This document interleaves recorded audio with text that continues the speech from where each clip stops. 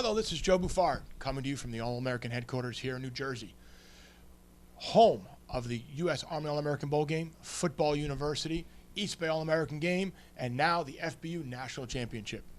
The 2011 inaugural FBU National Championship was a huge success. 40 teams from across the country competed in a single elimination tournament that allowed for the top 5 teams to come all the way down to San Antonio to compete for the national championship. It was a great national championship game between Dallas and Central Florida, with Central Florida taking away the inaugural national championship title. 2012 is already off and running for our FBU National Championship. It is going to be exciting. We've got 20 more teams coming in. So a 64-team bracket has been established, and we're off and running with the events.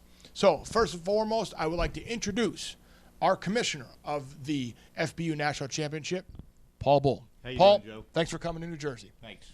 Paul, tell us a little bit about what's exciting for our second annual FBU National Championship Tournament. Yeah, absolutely. The momentum started last year, obviously, at in San Antonio at the championship games, and a lot of excitement moving into this year. We've gone from 40 teams to 64 teams, and we've got teams actually that won in that we couldn't fit them into the brackets.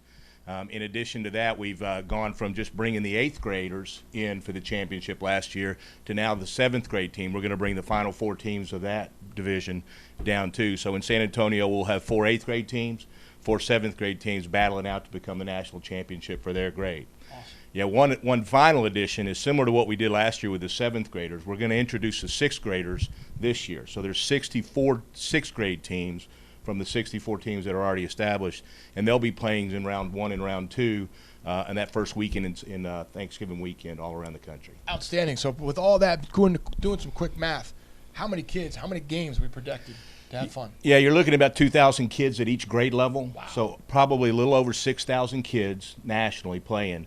To give you a numbers game, that first weekend we'll have 192 games played over Thanksgiving weekend between the 6th, 7th, and 8th graders playing. They'll be at 16 venues around the country. We'll bring four state teams together, and their 6th grade teams will battle, 7th grade teams will battle, 8th grade teams will battle, they'll play rounds 1 and round 2 that weekend.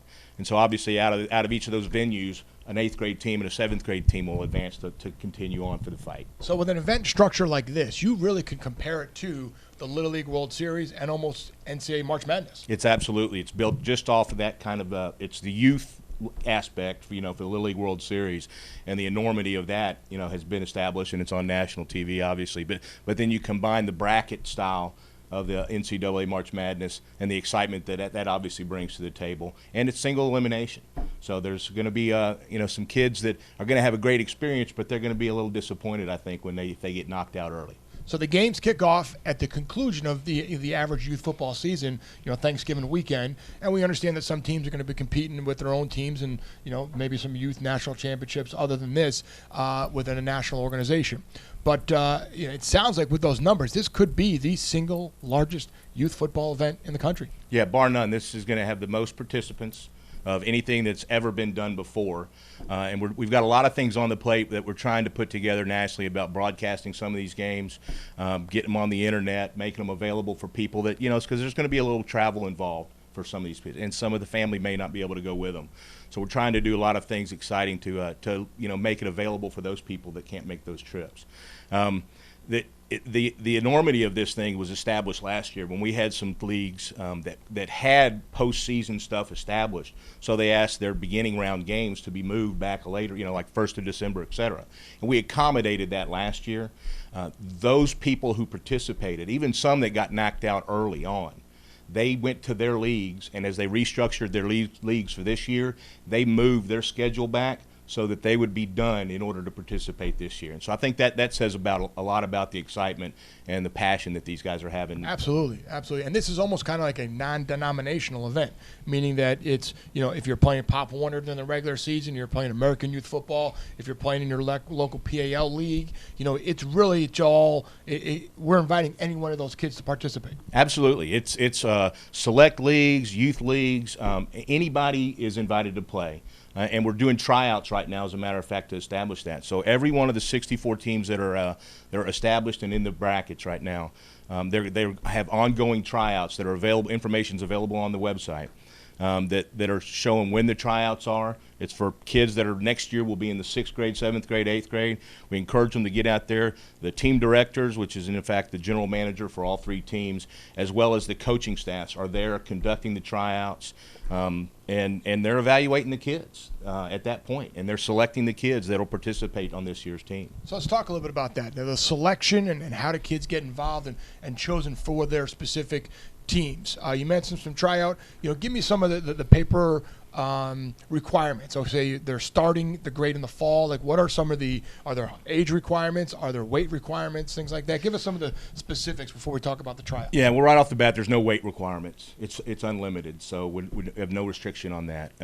In the States, so Canada's a little bit different in their grade-wise, and Canada, by the way, didn't participate last year, and they're in it this year, so that's very exciting, an international feel to the competition. But yeah, so they 8th graders, they have to be in the 8th grade, and they cannot be 15 by September 1. Okay. And then it just takes it back. 7th grade would be the same thing. You have to be in 7th grade and cannot be 14 September 1. 6th grade, obviously 6th grade, and 13 on September 1. And again, all this information is available on the website. Excellent. So talk a little bit about, now we know who we can bring in, who we can invite to the tryout. Tell me a little bit about the tryout itself and how that process works for getting selected. Yeah, great question. On the tryouts, we put a template together that was constructed by our U.S. Army Combine guys, the guy that do the national championship. So it's the exact combines that they run in San Antonio, the 1st of January, that we do with the best 500 underclassmen in the country.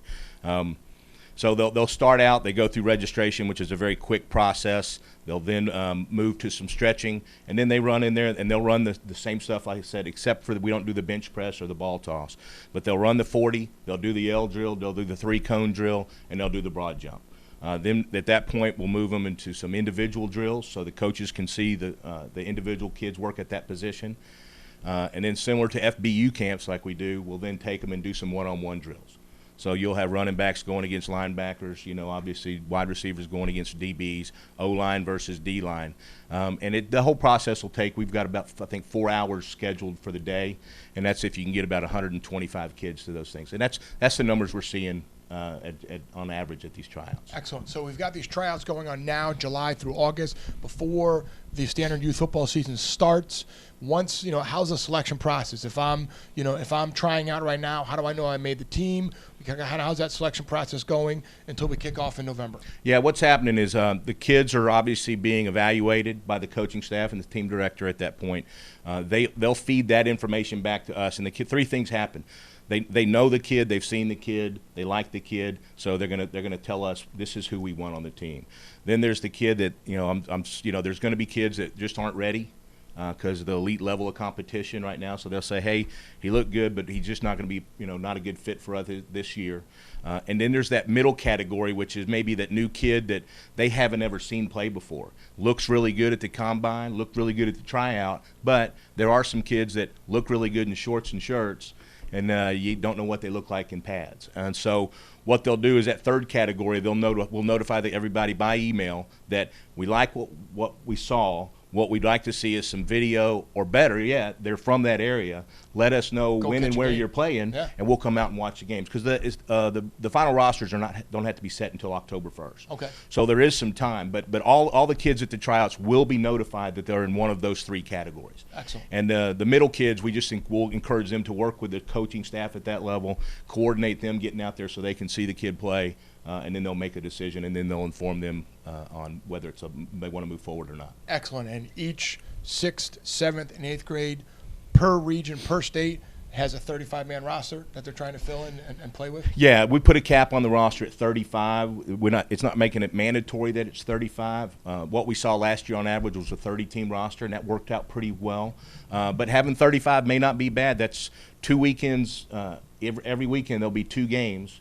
So like I said, that Thanksgiving weekend, you'll have a game on Saturday, a game on Sunday. Then the following weekends for round 3 and 4 at a different venue, there'll be 2 more games. So, they're sorry to say, but sometimes injuries happen, or some kid something comes up and they can't attend a game. That's youth sports, right? Sure, so yeah. So having those extra kids is not necessarily a bad thing. But yeah, 35-man roster is the cap. and on average, we're looking to see about 30. That's great. And these kids, I think they've got to be pumped once they make the team, once they get with the coaches, because there's going to be top-level coaches, youth from that area working with these kids, the excitement of playing that they have in the Final Four March Madness where you're playing to win and win the next day and move on. They got to be pumped that they're representing their area in this national venue. Yeah, and that's what we saw. Like I said, it started really last year, and I was at 4 weekends in a row at games all around the country, and then obviously down in San Antonio watching those Final Five games, the Final Five teams battle it out, and we're looking for a lot of that kind of excitement this year. We've obviously put a lot more planning into it this year. We've got a lot of more things, exciting things happen. Our sponsors are crazy excited about this thing, so sure. they're looking to add a whole lot to this event, and not just once. Obviously, when we get to San Antonio, it'll be an incredible event for everybody. But those first 2 weekends are really going to be, I think, an event that every one of these kids and family members are going to remember, and they'll be battling back to come back next year and be part of it. I'll tell you this, I'm sitting here in July. Football season officially starts about another month or so, but I'm pumped for this thing. I think this is going to be great.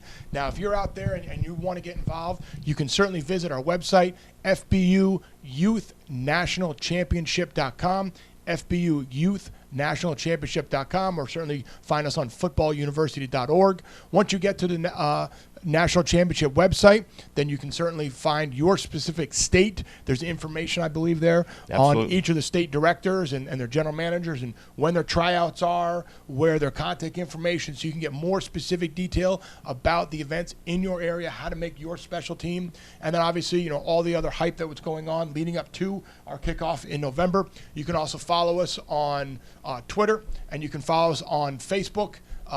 We have each of those accounts set up for us, and all that information is on our FBU nationalchampionship.com, so nobody can miss any of the action. Yeah, absolutely. We want to make sure that there's a lot of avenues that communication can get pushed out to everybody. So Facebook is wonderful. Staying on the team websites that are already out there, and just stay contacted. It's the best way to go. But the people who are individually running those teams locally, that's who really is going to drive that team and be responsible for the success or failure of how they do in the tournament. Excellent. Well, I'll tell you what, I'm excited here at All-American Games headquarters, home of the U.S. Army All-American Bowl Game, the East Bay All-American Bowl Game, Football University, and now the FBU National Championship. So stay tuned for some exciting news as we get closer to our events.